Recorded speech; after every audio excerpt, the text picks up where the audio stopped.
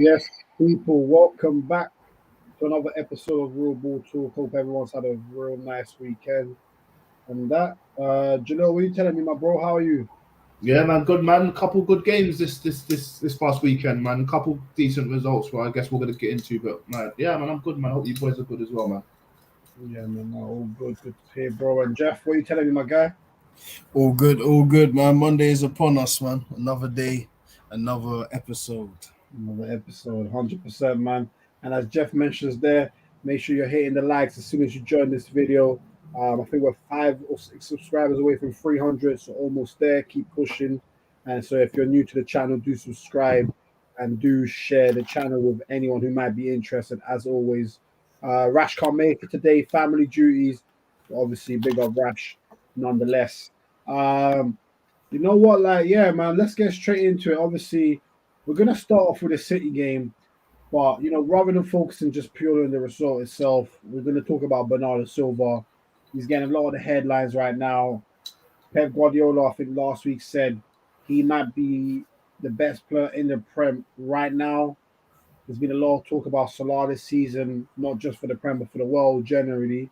So, where are you at with Bernardo Silva? Like, tell me, what are you saying on him? Bernardo Silva in the Prem at the moment, I would say Where would you put him? Yeah, where would you put him? he's definitely in the top five. Okay. He might even be in top three actually. If we're being real, he might actually be top three. Just thinking about it. That debate with him and Salah is obviously going to be very healthy because Salah's obviously been active at the moment. But Bernardo wasn't even featured that much even at the beginning of the season, T-Task, if I'm not mistaken, man. And even last season, man, he was losing his place a bit. If that makes sense. He was tried on the right quite a lot, and then obviously Jesus came and picked it up, and then they had Mahrez. He was never on the left. Obviously, that was Sterling or Foden was actively there. False nine, I think they tried him twice with that. Didn't really work because he's not a finisher. Do you know what I mean? He's a creator, so he likes to pick up the ball from deep. So I think his actual position for me, like he's filling in that KDB role, man. And he's looking good, man. He's looking good, getting the ball from deep and then making moves with it. So it's weird. It's weird with these City boys, man, because you're guaranteed to have at least 3 to 4 superstars in that team. What I mean by that, as soon as KDB last season, because they won the season without KDB, for being real, last season. Yeah. When KDB went vacant, Gundogan popped up. Rodri's active. Yeah. All these guys are popping up and doing the business, man. So it's a City team, man. I don't think it's just one guy, but if we're talking about him specifically, yeah, he's definitely top 3, man. He makes things work. I don't know where this debate came from as well with him or Grealish. I don't think Grealish has had enough time at the moment, but that shouldn't even come up. That's a debate right now. Nah, man, I heard that. I heard that. I think it was one of start of the season, it came up, and I've already apologized for what I said. I already think I don't think you said that. It was in the chat. It was in a group chat. I said Grealish was better at the start of the season. Okay. Someone brought it up like last week. I was confused. It was Lamps. I was confused. Yeah. Of course it was Lamps. He didn't make it clear. He just got onto all of us. He's like, yeah. But that's just to make you aware. That's not crazy because things change. Grealish was like one of the best players in England. He's Aston Villa's best player. He carried the team. You don't normally, as I said before, in the mediocre team, you don't normally have one player that carried the team, and Grealish did it. So that's not crazy. Let's be real here, man. But Bernardo Silva, man, yeah, top notch, man. He's young as well. There was always that question: can someone fill obviously David Silva's boots? And yeah, Bernardo Silva seems to be doing the job there. Obviously not filling it to his full potential. Yeah. I would rely on him if that makes sense. So. Yeah, but he's doing the business, man. He's scary. He's scary to watch.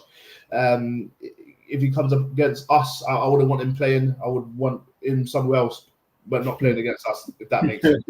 Yeah. Thoughts on him, man?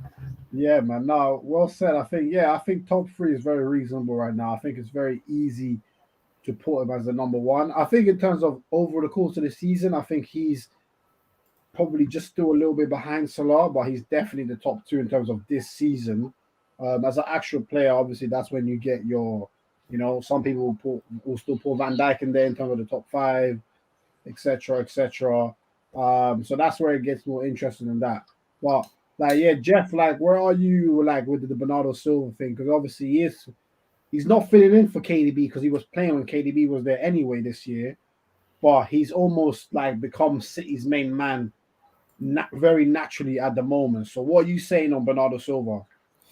Always rated him. He's always been a top player, even if last season was quiet for him because I guess he didn't get as much game time as he would have liked, and to end up coming on and get 20 minutes, 30 minutes here, and you come on wide.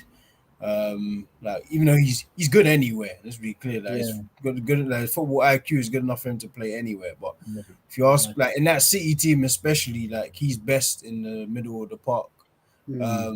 I think he's probably stopped Grealish's flow a bit because I think Grealish naturally would end up moving to that position because I think that's his position. I don't think he's a wide man. I just don't. I never have. Not for City or in general. In general, I don't think he is. Like I think at Villa, he just had the free role to do exactly what he wanted, and it doesn't matter what happened. It don't matter if he lost the ball. The team set up to win it back. Like he's kind of like a luxury, even though he worked hard. He's still a luxury. That he can do whatever he wanted that team. But I feel like under the right like tutelage and whatnot, he is a centre mid. Like when he learns when to release the ball and whatnot, still a learning curve season for him. It always is going to be. Like he's going to have high points and low points. But Bernardo Silva is kind of like he's going to make it difficult for him because even last year there was talk of him like last season. Sorry, there's talk of him. Where's he gonna go? Is it Serie A? Is it La Liga? He had a transfer request. Yeah, was it Arsenal? There was random rumor that he could be going to Arsenal.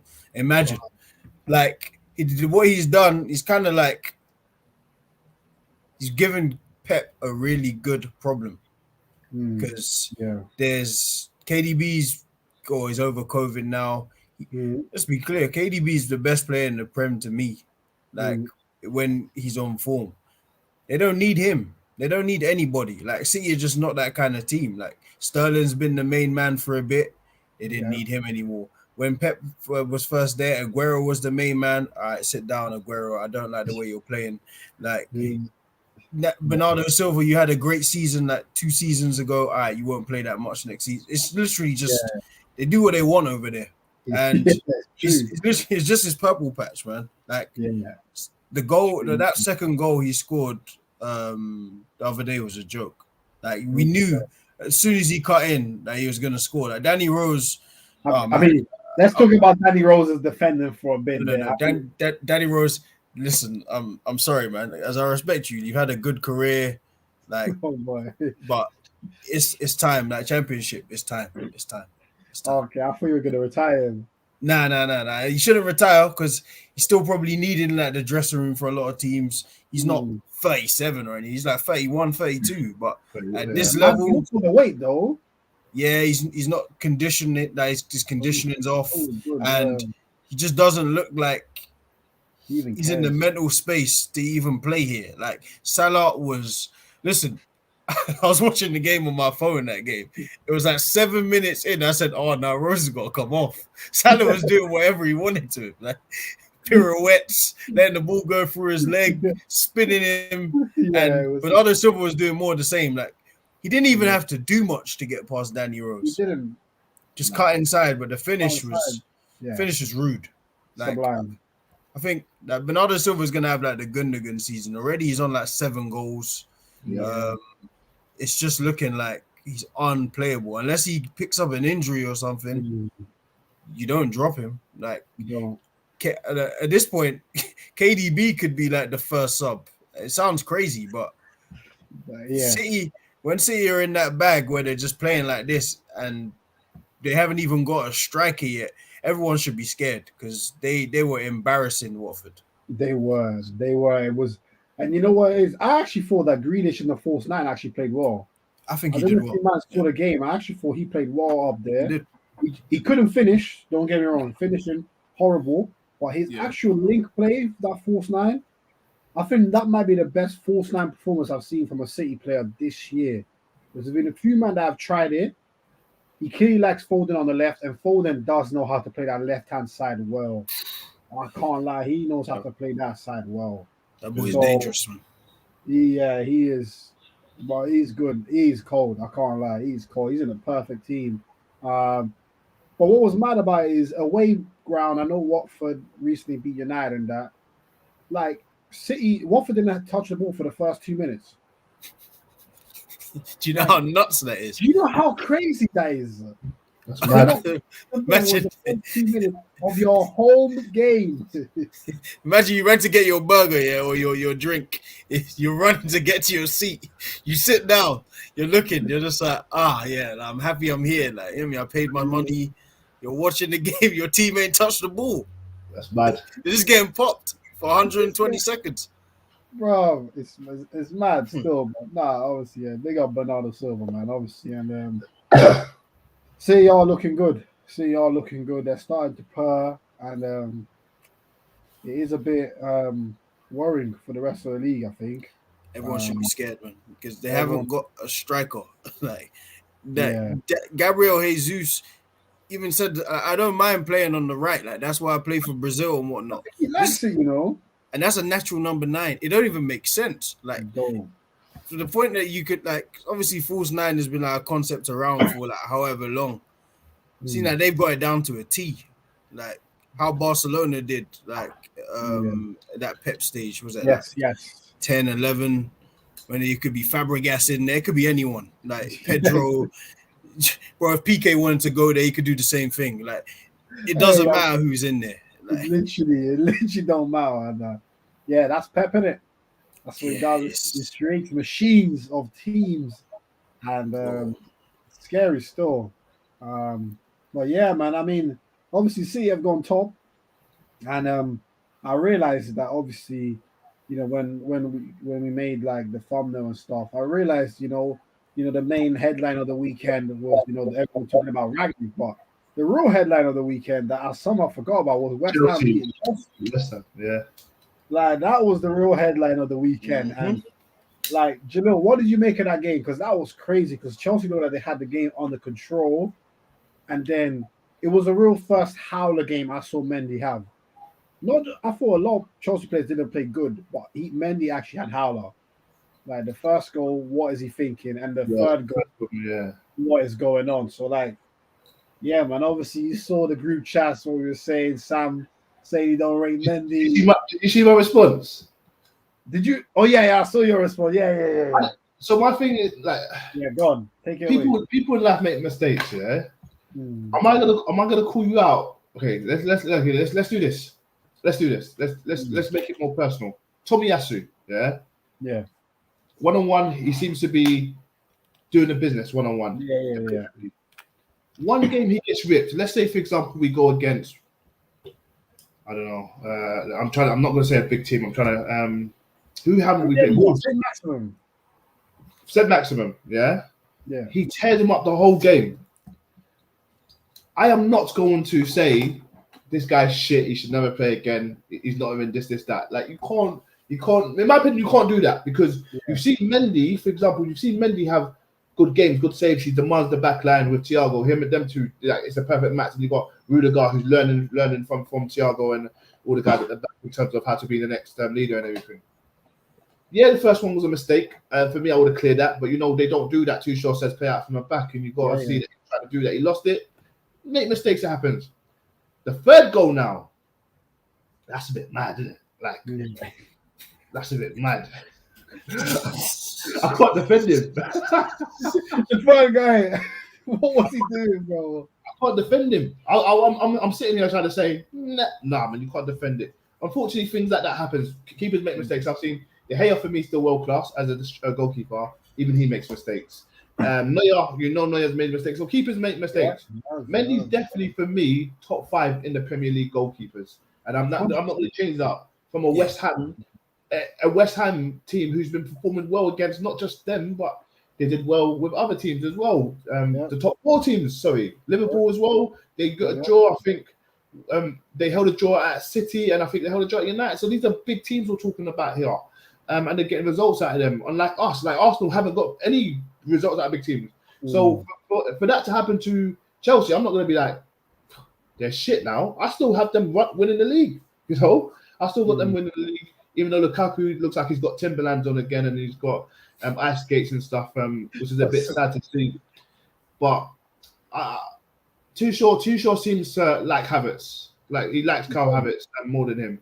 He sees I think he's good. I think Lukaku will start the next game, but I think for that game he wanted to bring on Lukaku as a super sub kind of thing to change the game. Imagine a big speedy guy coming on, you're pissed. Do you know what I mean? It didn't work out, unfortunately. Do I think Tuchel's a flop? No, I don't think he's a flop, man. I feel like things go your way sometimes and things don't go your way. But yeah, man, that was a crazy game, man. And yeah, as I was saying to Sam, I was like, well, I can't really say that, man. And I know he says there's 10 other Premier League goalkeepers. He said Kepa's better. Like, I was confused. I was confused when he said Kepa's better. I was like, Kepa's made 10 times the mistakes this guy's made. Yeah, Kepa is curious. Huh? Kepa is curious. Yes, exactly. That's what I'm saying. You could make that case that Kepa is carrier, and that is diabolical. Yeah, like they good keepers, like when they're under absolute, like if it was in training, I'm better the best keepers in the world. Trust me, yeah. That's the point. So he said that Mendy's worse than Kepa, and I was thinking, nah. But it is what it is, man. I don't know. I don't have much more to say in that game, man. West Ham done well, man. They done the business, and they seems to be getting a tune out of them, which is a bit crazy and it's a bit scary because we're being real.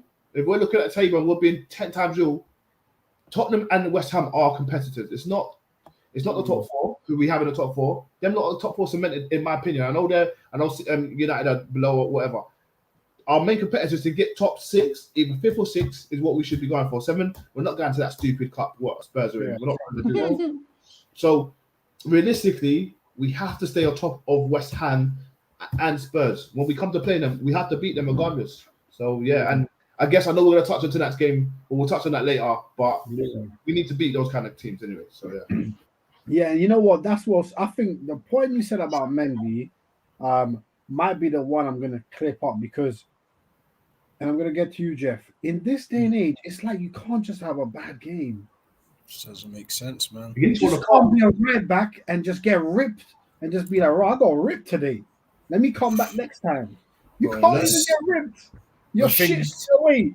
Even think about it. Take it outside of football. In life, you can't make a mistake. Like it's not even football. Like it's just life. Like social media has made it to a way where anytime anyone does something, there's like a trending topic, 13,000 tweets. Even like Party, like we'll talk about it later on. But Party did not have the best game. To me, he was very, very disappointing against United. Just on the ball. And he said it doesn't. Yeah, he said there's a clip. Like he said, he's been like a 4 out of 10 since he's got there. There's obviously a lot of reasons for it, but that's how he feels because he obviously knows what kind of player he is. Yes, but if you have a bad game against a good team, like you say what you want, United are a good team. Awful game, by the way, but good team.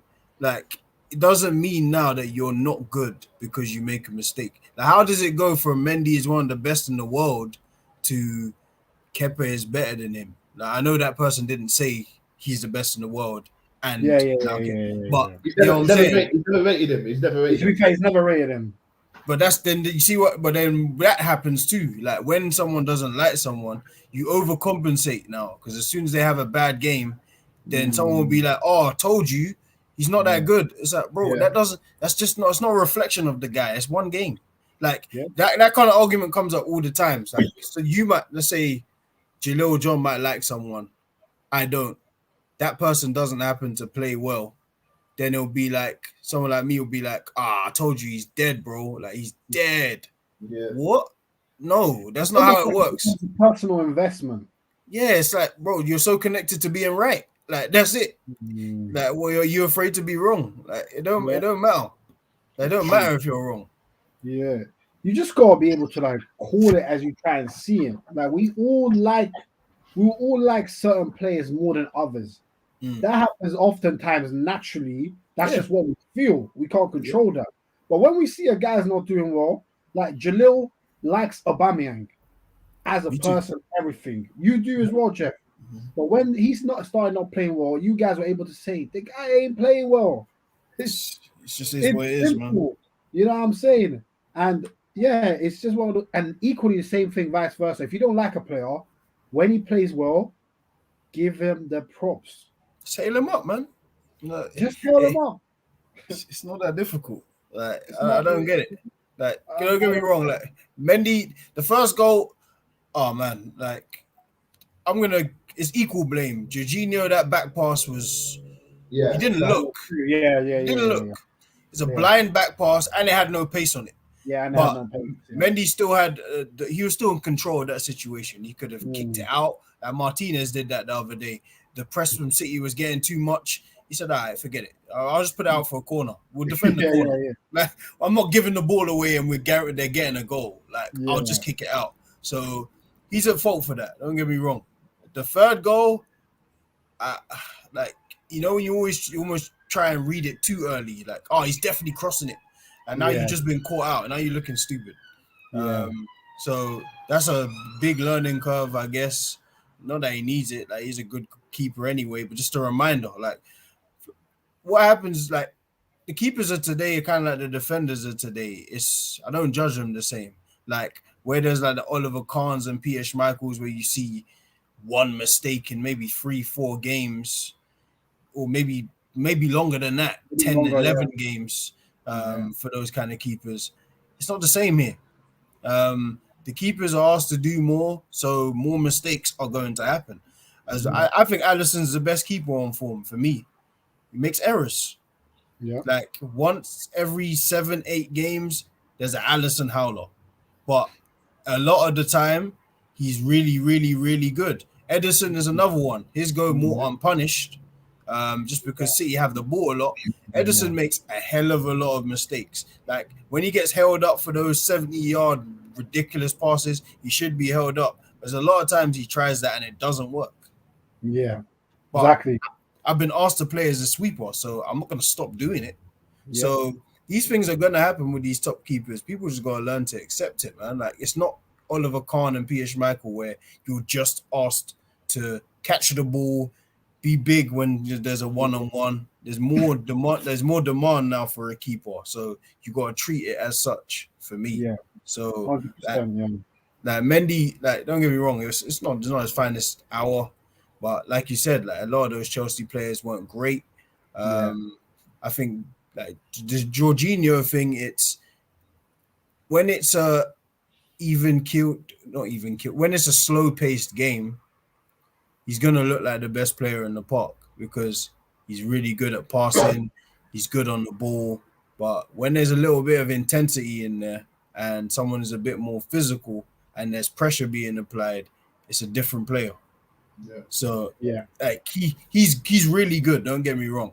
But that midfield of Rice and Souček, and then you got the Jared Bowens run. That Jared Bowen ran them ragged whole game. Yeah, he did. He was on them. He was on he them. was brilliant. He was brilliant. Yeah. And Souček, Oh. even Souček, I think Souček's one of the most underrated players in the Premier League for me. Like, I know because last year he scored a lot of headers, so it might confuse you to think he's a goal scoring midfielder. No, he just does his job. Like He's not. He just does his job. Like he's good again in the box. He's good at headering, but in terms of just what that DM role is, he quietly goes about his business where Rice takes all the plaudits. Yeah, exactly. And I think what, with Souček, he got all the shine because of the goals he was getting, and he was probably getting a bit overhyped. But then as soon as the stats went away, he now becomes underhyped, underrated. And it's a shame because, like you said, he does the perfect job. And you look at West Ham and you just see they've got no superstars. Like even Declan Rice, he's not a superstar. No. But maybe for that team, he is, right? But they do all the basic fundamentals of the game well. Set pieces, they're good. They defend well. They're compact. And they counterattack and they cover space as well. When you do all of those things well, you're gonna win games. You're gonna win games. So if they can add a little bit of Stardust quality, it will be interesting to see where that takes them. Because beating Liverpool and Chelsea at home, I don't think many teams are going to be able to say that this season. I can't lie. That's like even when we compare it, because like we're obviously Arsenal fans or whatnot.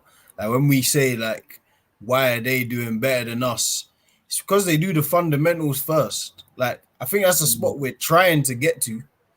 But you can see in the United game, we're still not there. Like, there's still fundamentals we don't do well. Like, we put ourselves under pressure for 50 minutes of that game. Like, just misplaced passes, a lot of random play. Like, West Ham just do the basics well. Like, Souček, Rice, Kufau, Ben Johnson, whether it's Aaron Cresswell, whoever's there, they just do the job. And Antonio, like, don't get me wrong, he's probably was their best player on form, or he was taking their headlines. But it could be, to a degree, it could be anyone up there, because the way they work and the way he works, it works, don't get me wrong. But Jared Bowen can go up there, do the same kind of thing. And I think Moyes has picked those kind of players on purpose. That they had Felipe Anderson, obviously Lanzini's been injured and whatnot. But if I'm being honest, Bowen deserves to start over him, because Lanzini's a better player, like with the ball for sure. Like, we know that, but it's not about that. It's just about what fits the system. Like, Fornals is the perfect balance of both. Bowen is just willing to put himself on the line for the team, and it works. And also because he's left-footed, it works from that right-hand side better than Lanzini, he's more of a drifter, more technical, like you said. But big up our guy Etro, man. Hope you're good. Saying not much noise for Lukaku, no mistake, but literally did nothing in the second half. Jalil, just quickly before we move on, is there anything on this Lukaku thing? It is starting to come on more often. You know, he's had injuries. When he was playing, he did go off form. Only 3 Premier League goals since he's come back. Is that cause for concern for Chelsea, or do we need to just give him more time? Nah, it doesn't. Someone who's played in the Prem at Everton, United, and coming back to Chelsea. Actually, he played at Chelsea first, obviously. Doesn't need more time, in my opinion. As I said at the beginning, in regards to Lukaku, I thought that Tuchel fancied Havertz for this Pacific game, and then once the game died down a bit, or once people got tired, or legs were stretched, he was bringing on Lukaku as a super sub. Unfortunately, it didn't work. For me, Lukaku to starter, then you need to bring him off, because he's not a super sub in that aspect of things. So, for me, you should worry. You spent money, you spent 100. It's like Grealish going to Man City and being under par. And at the moment, we can say that he's paying his money's worth, in my opinion, for the way he stretches games and stuff. I'd say that. But Lukaku, unfortunately, for the same amount of money, he needs to be doing better, man. Three goals. I know you've been injured for a bit, but you know me, I haven't got that much sympathy for players that's injured, man. They should know.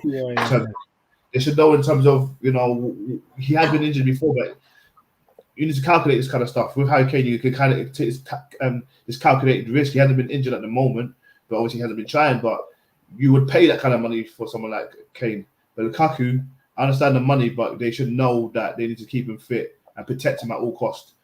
So unfortunately, time. I'm not going to say he needs more time, man. You know, just get fit and start scoring goals and show them why you came back to Chelsea. Do you know what I mean?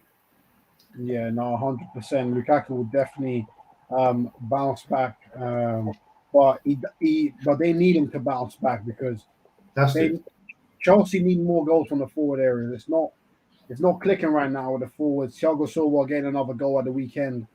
It just ain't sustainable. I can't lie. You can't have defenders scoring every week. It's gonna run out, personally. But man. Listen, just half an hour in, people smash the likes. We're just gonna touch on the Liverpool game quickly, and then Man United before we finish off with Arsenal. Jeff, man, Liverpool didn't look like they were gonna get the win. Origi comes on. He's like some basketball player. My man's just clutch. That's all he does, bro. He comes on, scores that last-minute goal. You don't see him again for 3 months until they need another key win. You know what I'm saying? Man does nothing else, but he's clutch. So, but I think Liverpool deserve the win, to be honest. They dominated the whole game. So, yeah, man, give me your thoughts on that still. On the Origi or just Liverpool's performance? Both. I think it's just one of those games, man. You know, it's one of those tough afternoons. Like, Wolves have been playing well. They're not a bad team. You're just not going to go there and walk over them in current form. So it's one of them results you got to really work for your win. You've got to grind it out, man. And Liverpool always have that kind of like spirit where they're willing to fight and go and get their victory, even if it's not completely earned. Like it was earned on Saturday, but even if it's not, they'll do whatever it takes to go and win. Salah's touch for that goal, I don't know who he skinned. That touch was filthy. Like, I don't know who he lit up out there. Was it Nuri? No, that's the thing. Nuri just had gone off. So that Nuri kid actually pretty much not bad. Pretty much locked up Salah for most of the game. Man goes off in the 92nd minute. The Don who comes on for him gets ripped within 1 minute of coming on and costing the game. How do you do that? It's like, let me see who. It's Hover. It's the ex-Liverpool guy. Yes, the ex-Liverpool. You know what? He let them score still. I can't lie about it. He might have let them score. I can't lie. Nah, it was.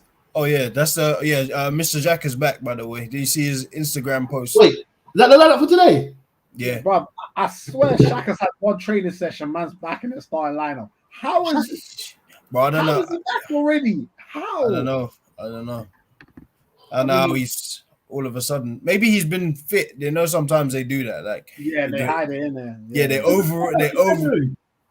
they sometimes they over exaggerate the injury though, man, just to do it.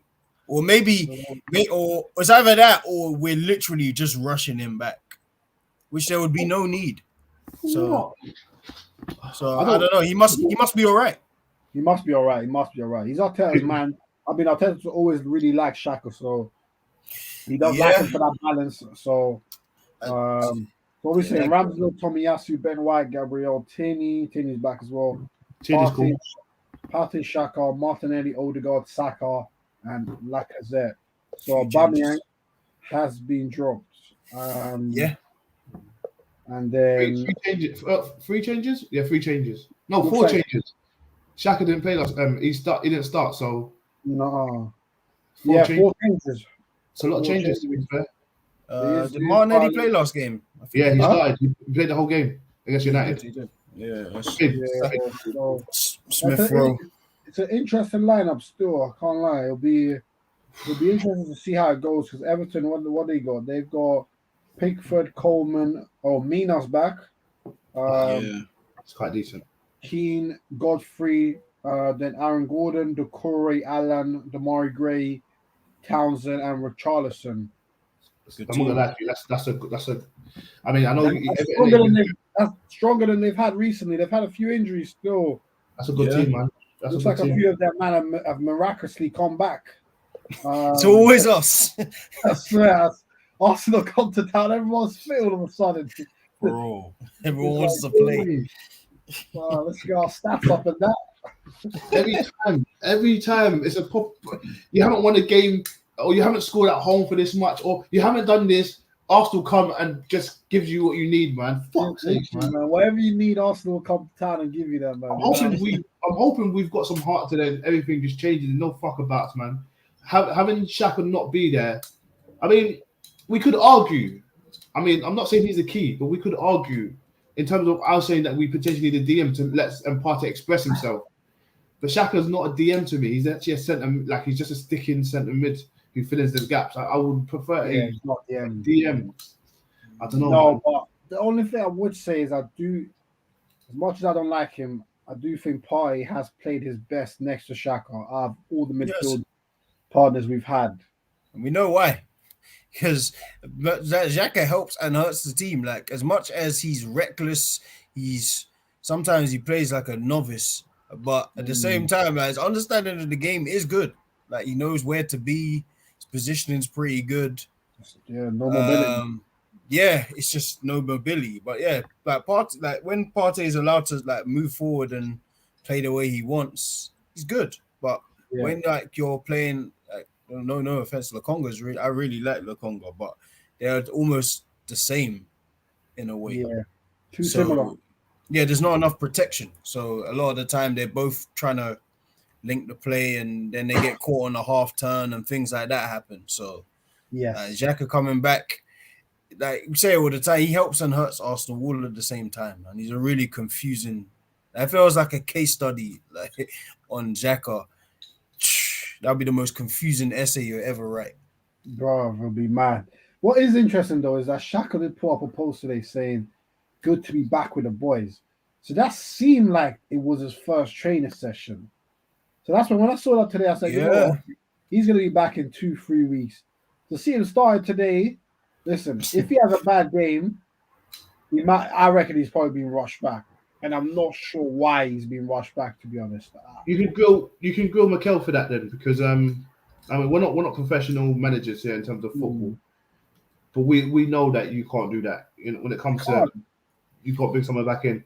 Sometimes if it's arguably like Tierney, he's kind of that good for Arsenal, stays fit, having his stays fit.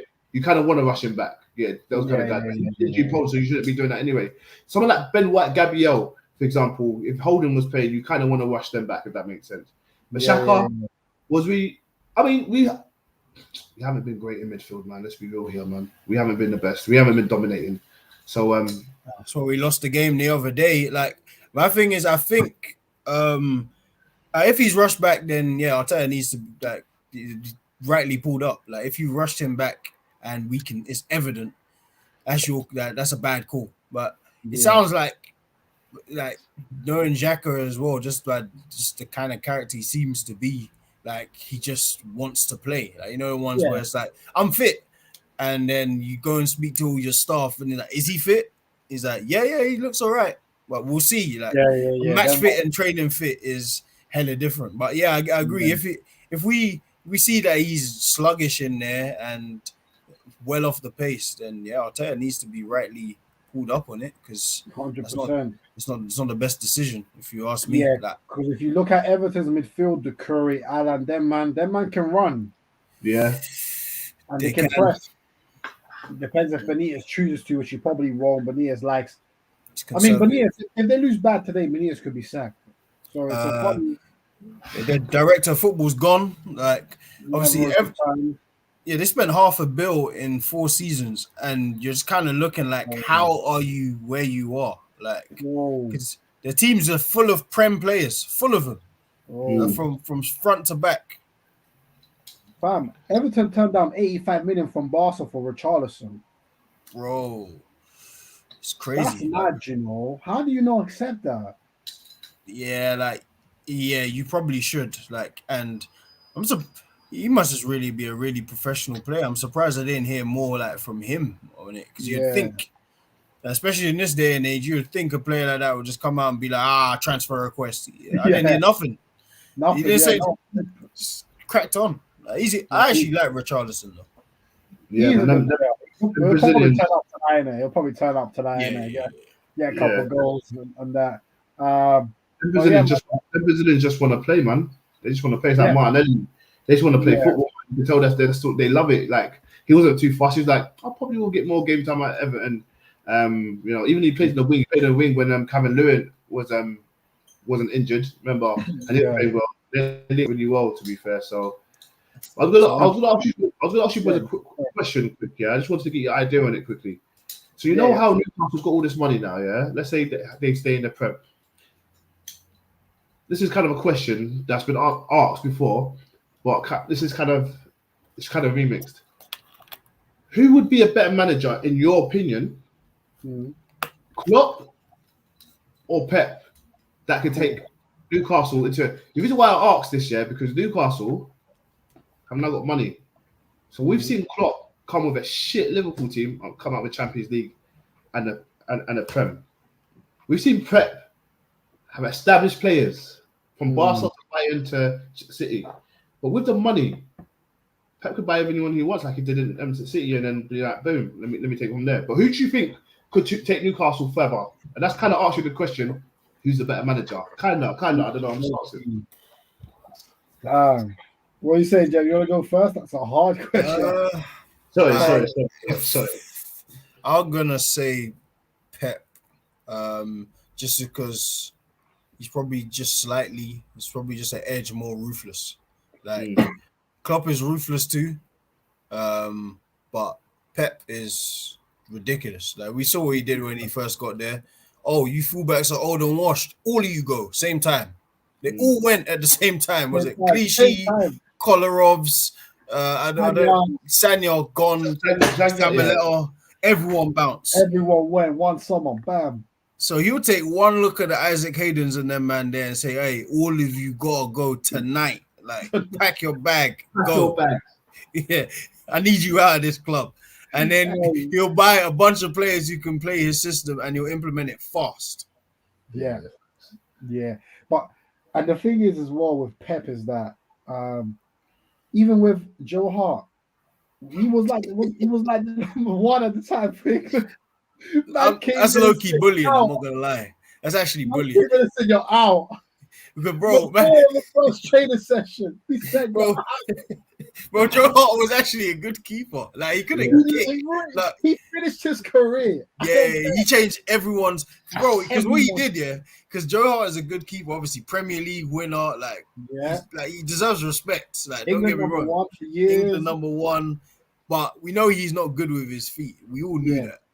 Yeah. And as soon as Pep arrived in the league, he kind of changed everyone's opinion on keeper with being able to play with the feet. So even though Bravo weren't good first season, it's like, all right, this is kind of like a pathway to what I want, and you can't do it. And Hart ended up where the like Regina or some team like that. Where'd he go? Torino, fam. Torino, just loaned out, just fast, just get out of here. Like, I don't want you around. Oh, wait, what? No, he can't be. He's backup, isn't he? Or Celtic's backup? No. Let me find it. He was Spurs backup last season. He's now Spurs. Last season. No, he's Celtic. He's my God. Now, yeah. He's a Celtic. My God. Can you imagine? Is he starting? Is that Celtic? Yeah. He's not starting. He's a Celtic. He's not starting. He's not starting. Bro, he's not 34. He's not even old. Like, he can still got 3-4 years as a keeper. I watched the game the other day. He went there. He went there when I watched the game. Maybe, I don't know. He weren't starting. Let me check. My God. What kind of vibe is this? If he's not playing for Celtic, he might as well just call it a day, fam. My God. But yeah, Pep is ruthless. Like, I think the question is a great question. There's a good argument for Klopp. I can't lie. There is a good argument for Klopp. Because we've actually seen Klopp do it with crap players and go up to the top. You know, we've only seen it with the elites. But I just think, as like Jeff said, as ruthless as Klopp is, Pep is a different level of ruthless. Like, Pep don't care who you are, except maybe Messi. And obviously Messi, we can understand that one. Yeah. But everyone else, you are dropping. Like, I remember when Henry told that story of he scored a hat-trick, I think, in the first half of Barcelona, right? But Pep had been telling him, hog the left-hand touchline, and he didn't do that much. He came in at halftime thinking, yeah, I'm going to show the boss. Pep said, you're off. Took him off halftime. I respect that. Thierry Henry, you can't be taking off Thierry Henry just like that. And think Pep was a newbie then. Newbie. Yeah, he was new. That's the kind of arrogance you need and detail you need to be that kind of manager. Like, if you want to be elite in this day and age, you got to do stuff like that. You do. Because if you're taking off the great Henry, like Thierry Henry, and say, you're not doing what I asked you to do, get off. Like, I don't care about your hat trick. Imagine. Wow. I mean, listen. So Pep is a different level of ruthlessness. So I think just because of my slight personal preference for Pep's football to Klopp's, I'll go with Pep. Just because the way he dominates games is different. Like the way the Man City and Barca and them man dominate games, it's just not normal. It's methodical, man. Like, bro, I think that first half, I'm sure I saw a stat where Watford had like under 20% possession for the first half. I might be wrong. Yeah. First half, Watford had 19% possession. Bro. Yeah. If I come into Vicarage Road as a Watford fan and my team's got 19%, like, bro, remember when we played? It was Arsenal Barca. It was like Champions League. You know, used to get them like every year. I think it was the first one. I remember that one, bro. I think for the first half we didn't see the ball. Like, we didn't see it, and we could play with it. we could do well at those that's how we times. could have played with it. Yeah, That time Arsenal could play with the football, fam. We would have Nasri Prem Song. Yeah, Nasri Song. Wilshere Fabregas. was young. Fabregas was still about. Van Persie. Like, there's players that could play, and we could not get. Xavi was just practicing. Yeah, as he does. And with Busquets just doing what he wants. As he does. Nah, listen, man, different level, man, different level. But yeah, man, listen, people, smash the likes. Let's wrap it up with Man United now. You know, obviously, as I mentioned to you guys earlier, I've got a couple guys that want to come on next week. They want to come at us for chatting shit about United. They're saying, they're back. Some people are nicknaming Ralf Rangnick Rolex Ralph. I'm seeing that go around. This is why I don't like United. This is why I don't like United fans. They piss me off. Calm down. Yo, Rolex Ralph. Yeah, I've seen that. One guy I watched called Rads. Big him up. He's sick. He's mad sick. Which when he does bad, they're gonna call him Wreck It Ralph. I've seen that as well. They call him that as well, but they call him that in a good way. No, but they call him that in a good way. Because they say he's going to wreck the whole place up.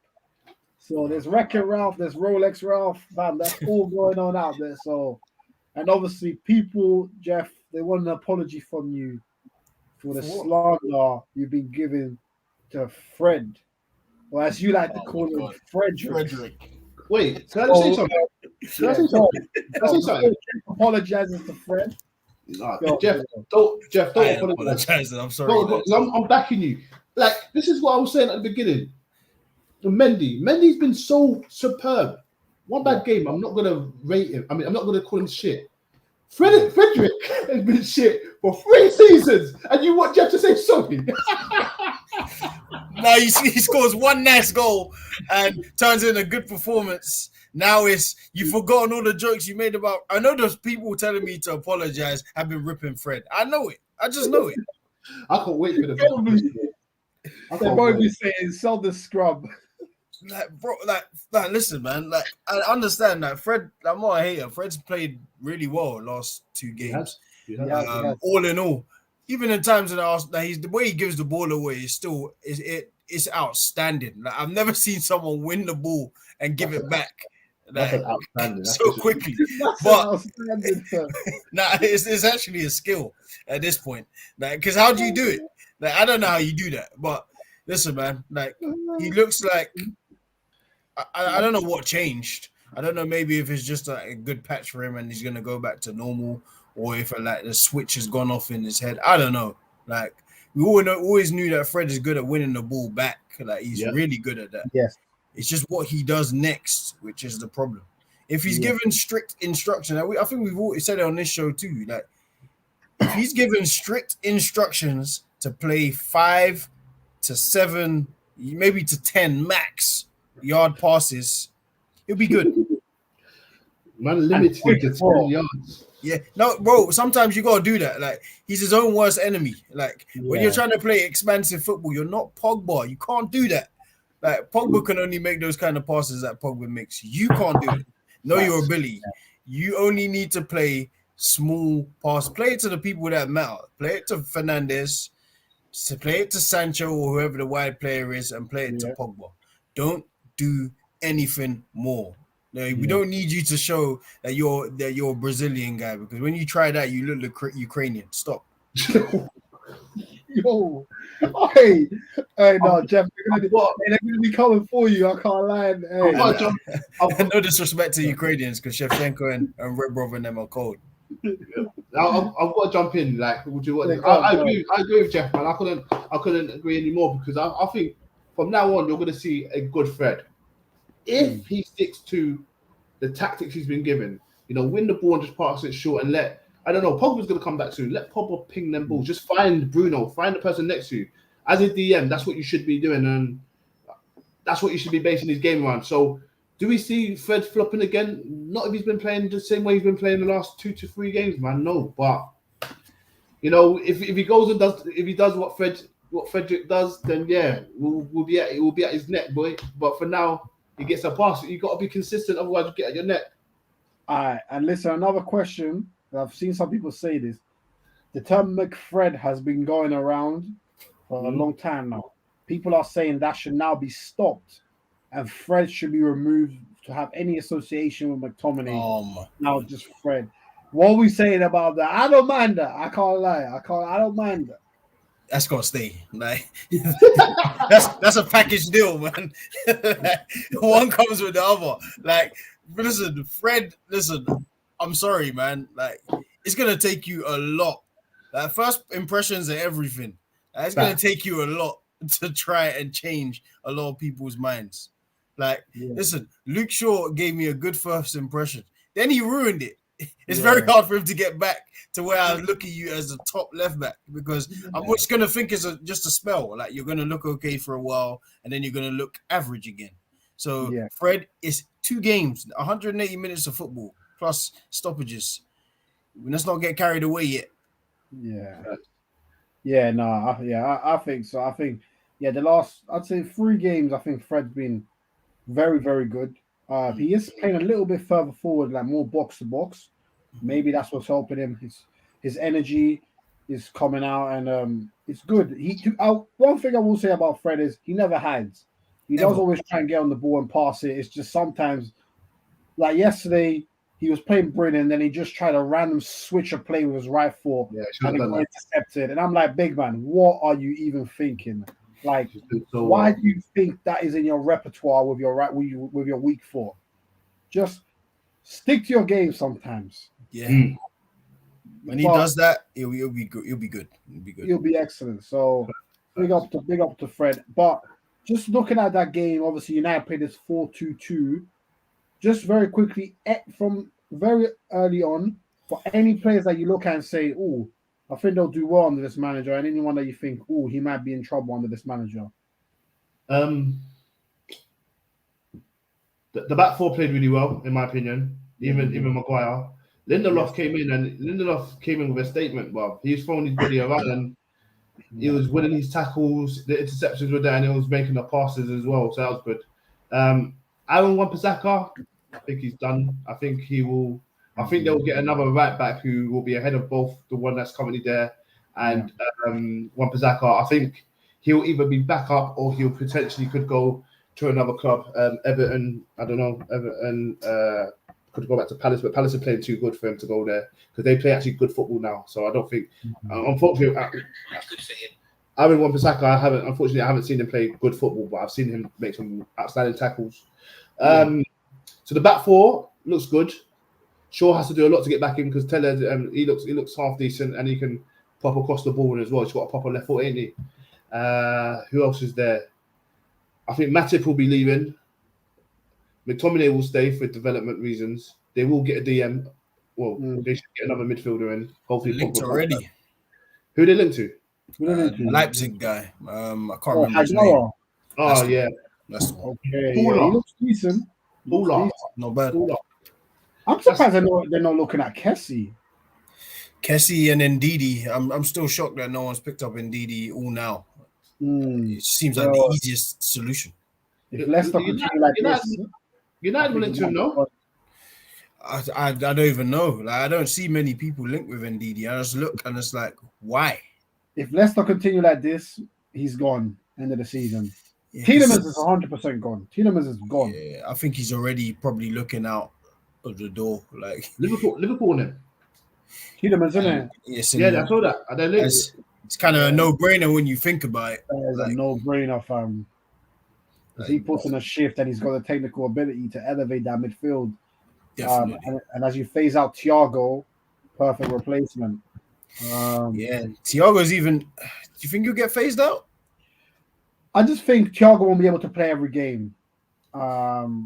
Actually, that's guaranteed with his injury record. And also Henderson's getting older as well, so I just think Tielemans just fits it perfectly. He does. The thing with Tielemans is he can play abroad too. I could see him at Real Madrid as well. I do think he's good enough to play at that level. He's a top player for me.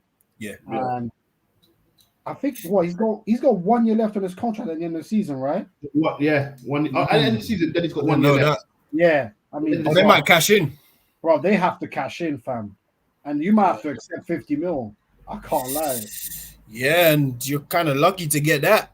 Yeah, because people could just say, "All right, we'll wait," but Yeah, 50 mil is like if someone like Liverpool, they probably want it now. Like Henderson's, don't get me wrong, Henderson's still a good player. Like he's not rubbish by any means, but I think just Wijnaldum going has lifted the lid a little bit. Like he's still good, but there's things that Wijnaldum did quietly that you wouldn't see some of the things that Henderson isn't so good at. And a lot of the times he tries these Hollywood balls and it's completely unnecessary. Like another thing of just knowing yourself. Like you can do it sometimes. Like when you're in a good, rich vein of form, sometimes you can just do anything. It comes off. But like, bro, like you're not, again, Thiago is the maestro here. Let him play the maestro passes. Yeah, know your role. I was going to say as well, like, because you got Kessie. If Arsenal was to go for him, let's say Arsenal for some reason go for him, would you take him or would you want an actual CDM to come in?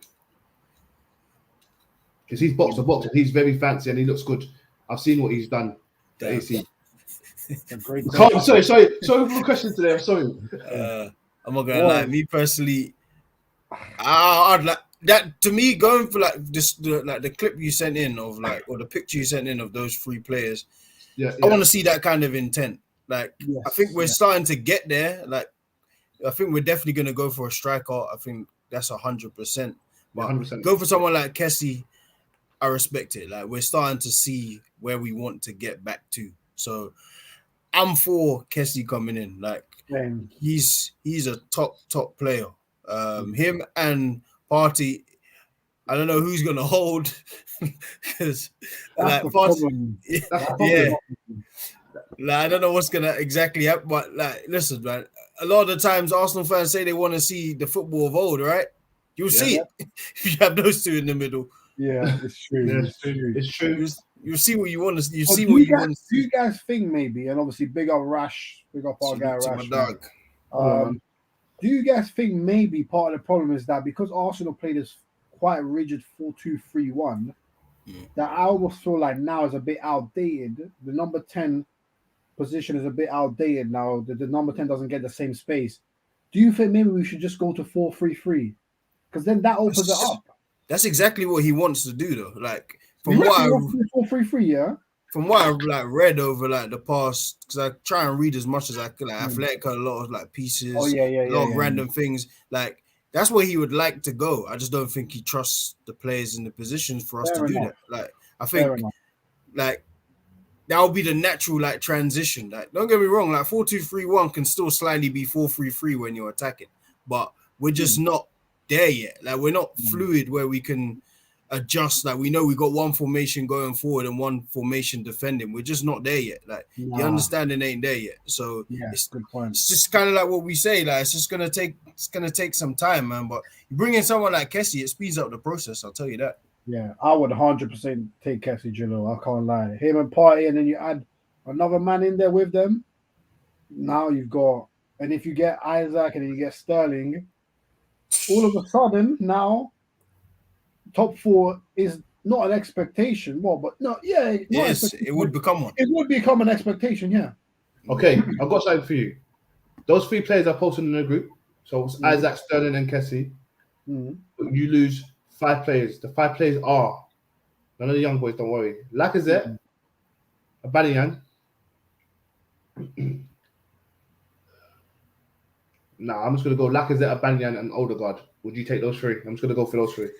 It's hard, I know, man. Sorry, I gotta make it difficult. What are you doing, bro? What's all these questions, bro? I've got to make it difficult. I can't lie. Yeah, I think you gotta swallow that pill. Yeah, because Aubameyang's old. Lacazette's almost a free agent, so you're really just sacrificing Odegaard. Odegaard's quality, though, boys. He is, bro. When you're talking about Kessie, he's 24. Yeah, he's young. The same age. Actually, no, I think he's 2 years older than Odegaard, but. Yeah, Odegaard just turned 23. Kessie's about to turn 25, innit? So there's a 2-year gap there. And then you're talking about Isaac, 22 years old, one of the top striking prospects. I still think, though, you know what it is? Like, those 3 players, like, I'd love those 3 players. I still think that he's trying to, that's Jalil, he's trying to sell us dreams.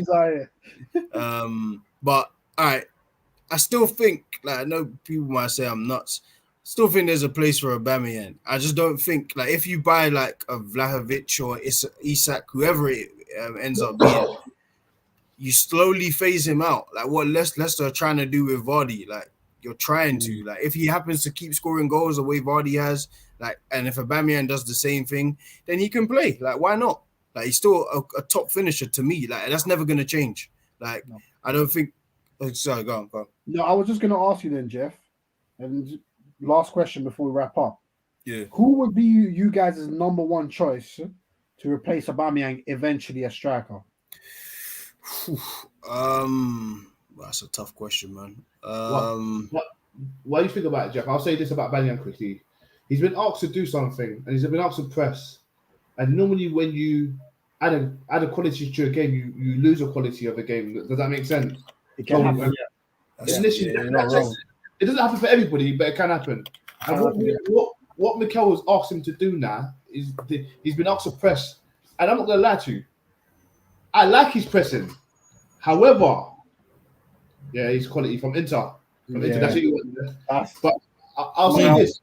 This is my answer too. I'll say this about Aubameyang, yeah. Even though his pressing has been quality, he's lacking something.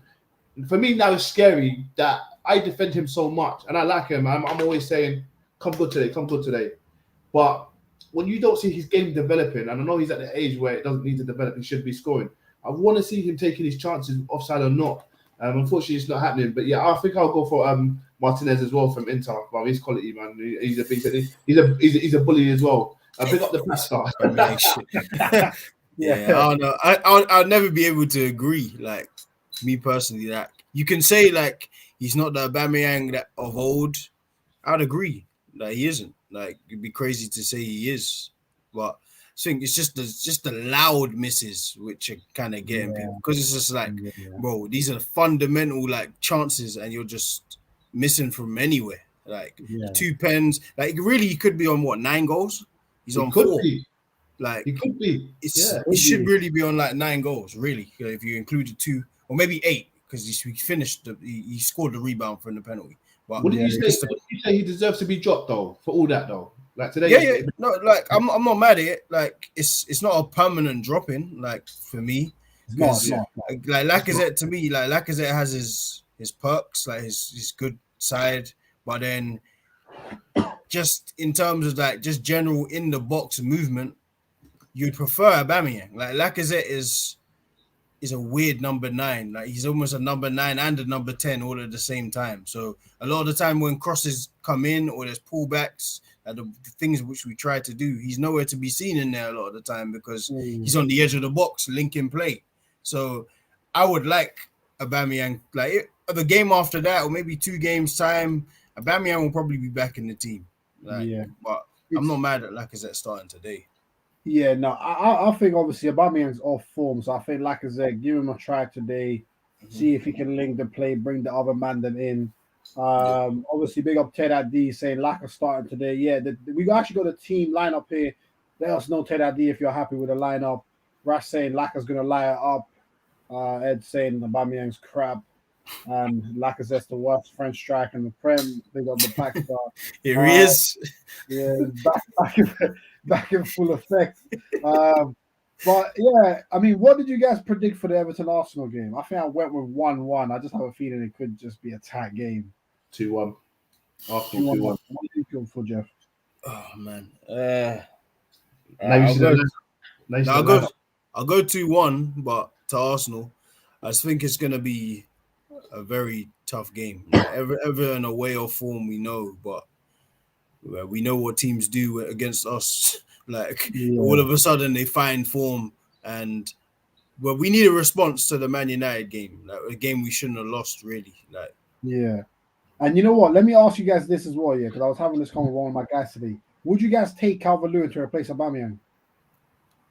All right. How old is Calvert-Lewin again? Sorry, is this 24? I think it's 24. But all right, they're 24. they're 2 completely different players. Completely different, yeah. Don't get me wrong. Aubameyang is not the best on the ball. We know that. I think he's better than Calvert-Lewin, though. Calvert-Lewin on the Not good on the ball ball either, man. he's really bad on the ball. He But- smells the ball. You say he smells on the ball. But But around the box, heading wise, it depends what style we're gonna transition to. Like that's the problem, though. yeah, because yeah, maybe if we're trying to get back to the Arsenal of old or like a more fluid like Klopp style of football, then no, I wouldn't want Calvert-Lewin. If we're trying to become a team that crosses a lot and from deep and from different places, then maybe like I don't like Calvert-Lewin he's not a bad striker by any means, like, but actually no, maybe I wouldn't want him just because although he's not a bad striker, but I still don't see him as clinical. Like, call me mad for saying that. I don't think I think you're right, and also I think having Calvert-Lewin will mean we would have to adapt our style to him, which is more long ball, and I don't think that's what we want personally. What about you, Julio? Would you take Calvert-Lewin? Because essentially the next striker we get is going to be our long-term striker. Long-term, yeah. It's a big decision. I'll tell you this: for someone like Tierney, it will benefit him because of the crosses he puts into the box. Calvert-Lewin does win headers. Even Tavares, he likes to put crosses in. For people who like to build up, like your Smith Rowe likes to build up, nah. I don't see how they're linking up. So you get a positive, you get a negative. If you want to cross it into the box every 5 minutes, Calvert-Lewin's your man. If you want to link up play and pass it in for someone to finish it at Bellingham, it's kind of your man. So, I'm glad you said that. I'm 110% against it. Thinking about it. Nah, same. Imagine like Smith Rowe. Are we Burnley to be crossing it in every 5 minutes, bro? Imagine Smith Rowe, Saka, Odegaard, and that they try playing to his feet, try to get a little round the corner back. Ain't gonna happen. Bro, the ball will just be bouncing back to the other team. Kennedy saying Alba link up play now. No one said that, but hey, listen, no one here said that, bro. I just said it's better than Calvert-Lewin's. I think we agree on that, no? All right, that's not saying a lot because Calvert-Lewin. We agree. We agree on that. Tell that these no one said this. Whoa. You see how they're trying to put me on the top now? But how are you listening and getting it wrong? Like, what's this, like you're listening. Like, it's not like you're watching this, like, or hearing this, like reading it on that Twitter. You're watching it. How are you still getting it wrong? Yay! Oh man, they're trying to finish. What Jeff said about me. Who said this? I never said this. When did you say this? This guy is dangerous. He'll say anything. And then because you say so much, you act like you'll think, did I really say that? I know I didn't say this. I know it. That's all right. There's no way. Hey, Jeff said he's taking it too far now. He's just trying to. Wait. That's Tennessee now. Hey, wait. Wow, I didn't say this. These two are working together. Co-conspirators. Hey, well, yeah, 6 people in the building. Smash the like. So we're gonna wrap up now with our new segment. Jalil, you know what time it is. Who is the man of the weekend and who is the fraud of the weekend? It's only fair, man. It's only fair. We've been getting on his neck, boy. We've been at his neck, boy. But Fred, he's got to get man of the weekend, man. He's been solid for the last 2 to 3 games since Oli kicked rocks, and that goal on his week of foot, man. You can tell how much it meant to him, and the team will grab him and stuff for him on the floor, like they're all happy for him. So seems like a good guy, man. So did you say this, Jeff? I didn't say this. I said I like Damien Duff over somebody. Yeah. I didn't say it was over. Why they come for Jeff? Yeah. Why are they coming for Jeff today? I don't know. Jeff's day, Jalil, next day it's gonna be you. Don't worry. Yeah, it'll be me next time. They'll look at old videos and say, "What? Jalil said this." Yeah, it'll come. Like I said, Jalil, I told you one of my guys is coming next week to act you. Yeah, I know what he's gonna say, but he's coming for you. Jeff knows what United fans always come for me, especially in our group. We've got a few United fans, and they come for my neck every week, so I'm used to it, bro. Man, like Jamie. Come on, big up Jamie in the building, man. Big up Jamie, man. How about that? Yeah, the weekend, friend. Fraud of the week. I don't want to do this to him, but I'm gonna do it anyway, man. I'm gonna get hate. Fuck it, Lukaku, bruv. Okay. Oh shit! I know. For 45 minutes. D. Oh, I'm sorry, man. Yeah. I have to. Being his biggest guy, Now, who's you also, don't have to explain yourself, bro. you know what I'm Yeah, saying? bro. Yeah, I hear you, bro. I can't be biased just because I like someone, man. I've got to say I hear you. he didn't do nothing. So I'm afraid Fred gets man of the week, and unfortunately Lukaku gets forward of the week. I'm sorry, man. I'm sorry. Oh, Mendy and Lukaku. I'm gonna give it to both of them. Sorry, I have to give it to both of them. Say no And more. Jorginho. Actually, three of them. Fuck it, Chelsea, bro. Yo, hey, big up Fred in the building. Hope you're good, my guy. Saying Frederick is not man of the week. Okay, who would you say was, bro? That's my uncle. Salute to my uncle, by the way. Hey, big up, Big Fred, up, bro. man. Big up. So who would you say? Well, I don't think Fred's a bad pick. I think Fred's a good pick. Ted D saying forward of the week is Arteta. Damn, he didn't even play. Oh, He didn't play the weekend, bro. Chill. And the Paxton said, wait, didn't Ronaldo score 2 to help beat Arsenal? Where's Rash? Henry? C. Okay. Rash, jump in for the last 5 quick. Hey, Rash, a random Henry shot there. But hey, I don't know what that was about. I don't even know where that came from. But yeah, and Jeff, man of the weekend and fraud of the weekend. Probably gonna go with Fred, just because he's always on my fraud of the week list, even if I don't say it. So let's give him some props, man. Played well again, good goal, very good goal. If it was KDB, we'd probably be talking about it different. It's just because it's Fred. Fraud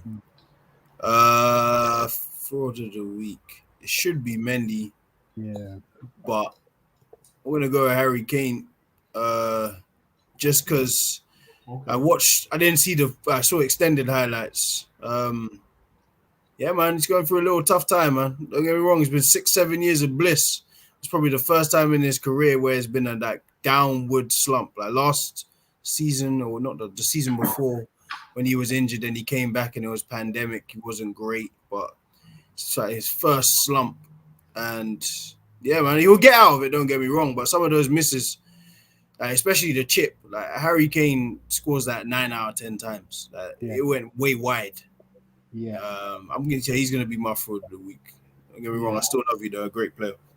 100%. And you know what? That's a great pick for fraud of the week because he's low-key going under the radar in terms of one goal in 14 games is awful for anyone. Yeah.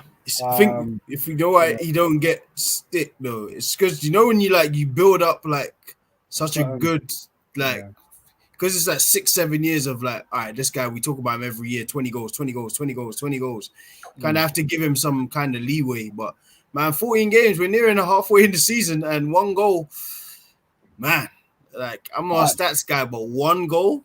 Yeah, exactly. Nah. Exactly that, man. Thanks for that, Judo. I was gonna do that. Don't worry. Appreciate that.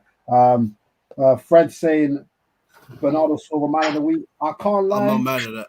I'm not mad at that, Fred. And you know what? I might give Bernardo Silva man of the week with Fred, joint one, because I have to big up both of them. Absolutely brilliant.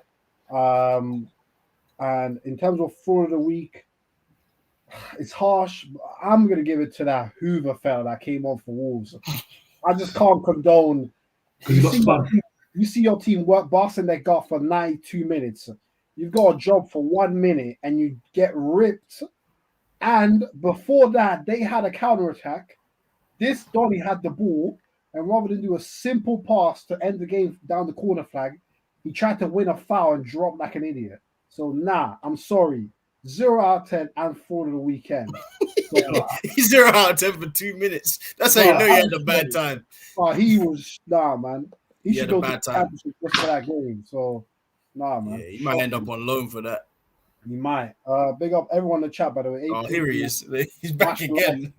No one asked you for this breakdown. The truth is, Henry was a better manager than player. Arsenal fans created the best Prem player ever. I've never heard of the best Serie A player or best La Liga player, but hey, French bum. Hey, listen.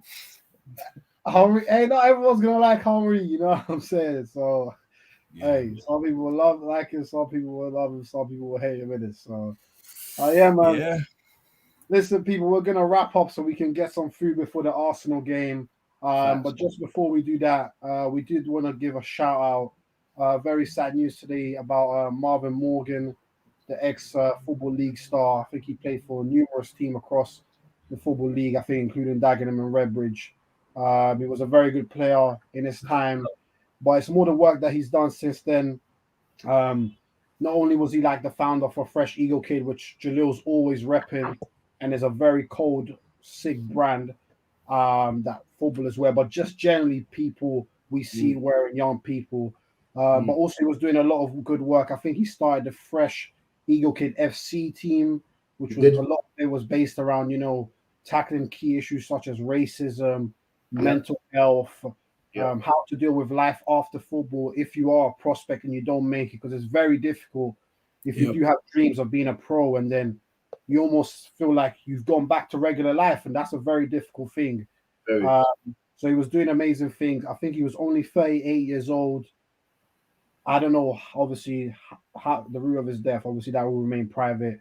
But yeah, it's terrible news. He seemed like a real top guy, and he was making a difference. So, from everyone here at Real Ball Talk, obviously condolences to his family, friends, and just man, rest in peace. And what he's done will not be forgotten. And man, I think that's all we can say for him. Rest in peace, man.